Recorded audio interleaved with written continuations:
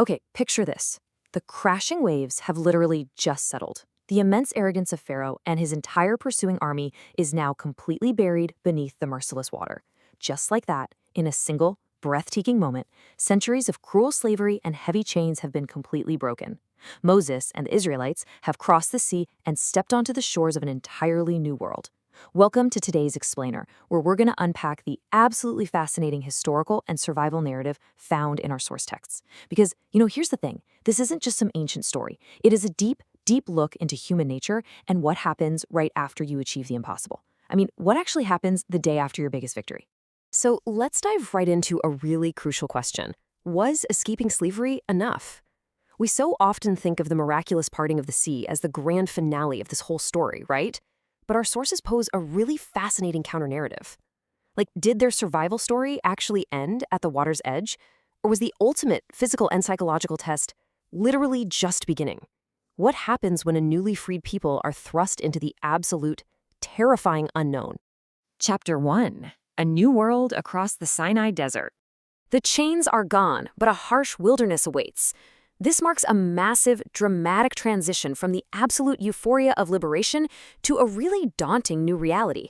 So on one hand, you have this sudden, exhilarating freedom from generations of severe oppression. You're no longer slaves. But on the other hand, you are now staring down a terrifying, empty landscape, the Sinai Desert. Our sources describe it as this dreadful wasteland, stretching for miles upon miles, offering absolutely nothing in the way of comfort. Seriously, no cities, no infrastructure, just vast, intimidating emptiness. Section 2. Water in the Sinai, the first crisis. Look, surviving the sea is one thing, but surviving the elements? That's a whole different beast. The Sinai is a scorchingly hot environment with zero natural shade. First, you've got the endless heat beating down on you. Within just a few days of their journey, whatever water supplies they carried completely vanish. Gone. And finally, absolute desperation takes over. You have children crying out in thirst, elders suffering immensely, and the entire camp is pushed to the absolute brink of human endurance. Then, right at the absolute peak of this sheer desperation, the source text describes a moment of pure awe.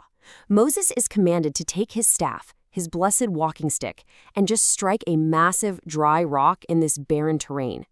And when he does, the dry, stony ground miraculously splits wide open, and exactly 12 beautiful springs of fresh flowing water burst right forth into the desert. And this brilliantly illustrates the sociological design behind the miracle.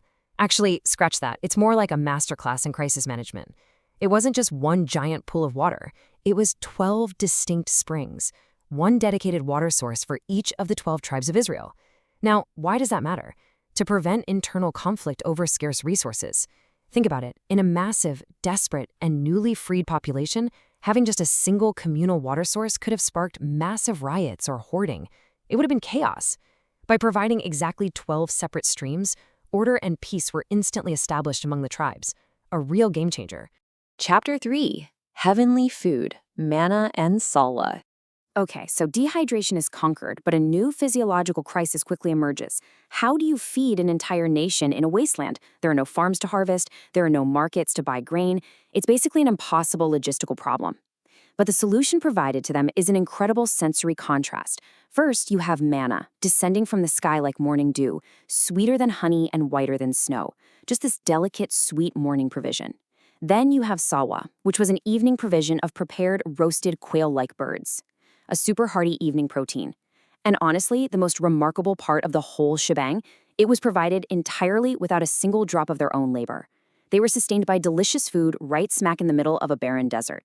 No way, right? Section 4. Clouds over scorching sun, divine shade.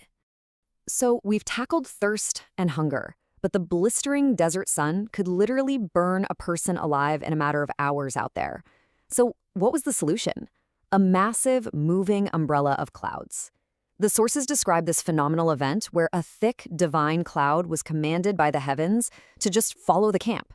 Wherever they marched, this dense patch of clouds acted as a permanent protective shield right over their heads, completely blocking out that deadly solar radiation. Notice the perfect problem and solution arc playing out here. It's almost like building a foundation of human needs, kind of like Maslow's hierarchy, if you think about it.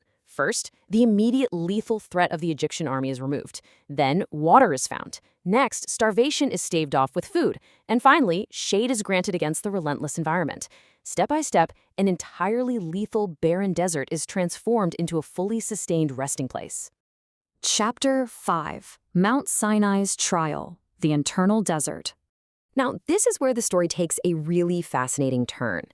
Their physical survival needs were entirely met, sure, but their minds were profoundly scarred.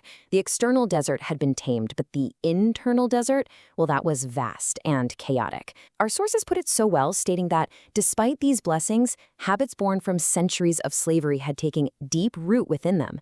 Because physical comfort couldn't just instantly erase decades of living under a master's whip.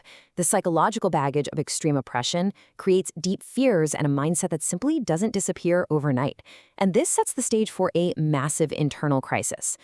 Which leads us to one ultimate question. What actually happened at Mount Sinai? The sources tell us Moses was called up the mountain, leaving a psychologically fragile, newly freed people waiting below.